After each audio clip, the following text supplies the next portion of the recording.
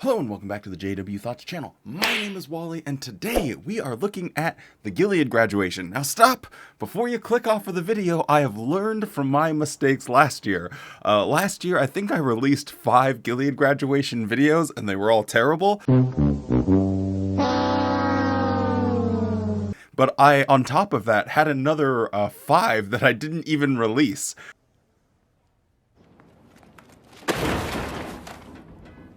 So we're not going to be doing that this year. We're going to just try and stick to the Cliff Notes version. Before I was trying to keep at least something from every talk, which never worked out. This way, most of the Gilead Graduation is pretty boring, but there were a few pretty funny and entertaining moments that happened, at least in part 1 of the Gilead Graduation. So let's take a quick look at those. And if you guys do want to watch the whole thing, maybe we'll do that together, like on a stream or something. Anyway, with all of that being said, don't forget to drop a like on the video, subscribe to the channel, and let's do this.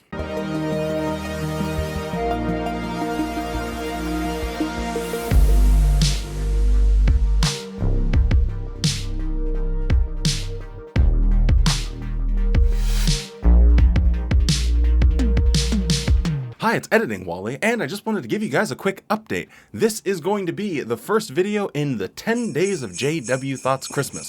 So from the 15th to the 25th, I will be uploading a video every single day. I was going to release this one separately, but life got in the way and I didn't have quite as much time as I would have hoped, so I'm just going to include this one as part of the series. I hope you guys enjoy. Back to your regularly scheduled program, and I'll see you tomorrow. I'm sure it's hard for you to believe that we've actually got to graduation day. Well, when you go to your assignments, with all this that you've learned, you're going to be tempted to try and implement it everywhere. But remember, you're not going to change the whole world in one day, or even the whole branch. So that's why it's important to be enthusiastic, but also patient. There's going to be endless number of possibilities of where you could help others to stabilize, strengthen everyone. But if you try to take everything on at once, you're going to wear yourself out and probably wear out a whole lot of other people as well. So you have these Gilead graduates and they're all pumped and excited and they're ready to get to their new assignment. And here Jeffrey Jackson tells them, hey, easy now. I know you have a lot of enthusiasm and you're going to want to see all of these changes happen, but stay in your lane. Calm down, relax, stay in your lane, and stick with your assignment. I find this to be so funny because the reason that someone goes and gets training, the reason that someone goes to a school for education, in this case it's Watchtower indoctrination education, it's so that way they're, more equipped and they can make changes that are going to be better for the organization. But Watchtower doesn't want these people making any adjustments or making suggestions or identifying problems. They want them doing their assignments faithfully. So it has nothing about, going to Gilead isn't about, well, this is going to give a new crop of new minds helping us solve problems. Nothing to do with that at all. It's hyper-indoctrinated people that will do whatever Watchtower tells them. And as they open the opening words of this Gilead graduation, they're reminding people it's not your job to really change things. It's your job to be obedient. Let's get a boat. We have to get a boat. Let's get a boat. We have to get a boat. We must visit all the 90 islands. Oh, that needs to be done now, immediately. Well, usually you're assigned to one congregation in one area. Now, what's the point? What normally happens? Well, you see, if you were to get a boat, and there's nothing wrong with getting a boat or visiting other islands, but if that becomes your focus and you neglect your assignment, how can you follow up on all the interests that you may find on those 90 islands? It's not just enough to go and give them some magazines, but you need to be there with them, build them up, and congregations are formed. So what's the point? Don't feel that you have to take on everything. Focus, as Jesus did, on the limited assignment you have. But then along the way, you may be surprised at what happens. Yes, they are absolutely being fire extinguishers on the flame of enthusiasm that is these Gilead graduates. They don't want them going outside their assignment. Now, I did cut down this 15-minute talk down to 2 30-second segments. He gives some biblical examples, nothing terribly interesting, but basically saying even Jesus stuck with his assignment. Now, maybe he had some interactions with other people, and that's how it spread. But the important part was he stuck to his assignment. So not wanting them to be creative, not wanting them to taking any action, just general Watchtower dronery is all they want to see from these fine Gilead students. Well, when you go to your assignments, you will have specific assignments. Now, if it's in a Bethel or in the field, you'll know what your assignment is. So don't start looking at all the other assignments that are around and how you can help them and what you need to do and, oh, why don't they change? Yeah, I mean, you've changed a lot in the last few months, but remember, they haven't. And they survived without you. So what's the key? Focus on your assignment. Be zealous, be enthusiastic, but also be patient. Yes, have trust in Jehovah that if you focus on your assignment, you work hard, you take up whatever opportunities come your way along the way, then you can be sure you will be blessed because you're enthusiastic, but also patient. Ah, yes, this is becoming abundantly clear. Your assignment, you're going to have an assignment. Don't look at other people's assignments. Stick to your assignment. It is really funny to me. I don't know why, and maybe I kept this in a little bit too long, but I just find it hilarious that they're training these people in order to give them an assignment and prepare them for the hard work that's required for the worldwide brotherhood and all of the work and expansion that's happening. And the first thing you tell them before you send them to their assignment is, hey, bucko, you better stay in your lane, okay? It's going to be big trouble if you don't do exactly what we tell you to do. I'd like to share a personal experience with you. I'd like to share a personal experience with you. When I was told that I was appointed to be a member of the governing body, one of the brothers who informed me said, with this assignment, you'll experience a great increase in responsibility, but you'll also see a corresponding increase in Jehovah's Spirit to help you. It will not be too much for you. Now, when he says this, I think he's not quite understanding the totality of his words. This concept of, well, as your responsibility increases, so does Jehovah's Spirit, because there needs to be a pretty big conjunction in there. Yes, Jehovah's Spirit increases but as long as, because you now need to answer for why you can find situations where you have someone that has an increased responsibility within the Watchtower organization that does something bad. They are an abuser. They are violent. They steal from someone. They just are a bad person to be around overall. Maybe it's not even anything necessarily major. Is God just choosing not to give him his spirit? Is God's spirit not strong enough to overcome how people can be so horrible?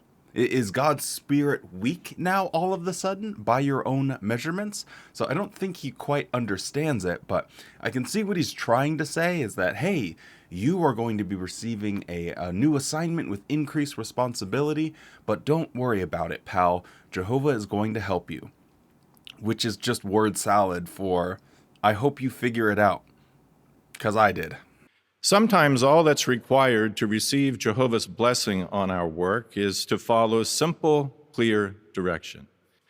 The lesson that sometimes all that is needed in serving Jehovah is to follow simple, clear direction. You'll have many opportunities to do so in your assignments. Follow clear direction and look for Jehovah's blessing on it. Man, aren't you so excited? We finally graduated Gilead. Oh my God, we're going to be able to do all these wonderful things. No, you're not. You are going to be like everyone else, and you are going to follow simple and clear direction. This is so unimaginably grim if you're sitting there like, well, looks like we learned all this crap for nothing because we are just going to continue to just follow direction. And he makes that abundantly clear. But now, on the other hand, you might be asked to care for something that's far more involved than that. For example, what if you're asked to assist someone who's known to be difficult to deal with? Or you're asked to care for a work-related problem that others have not been able to solve. You're the one selected because you've had the training.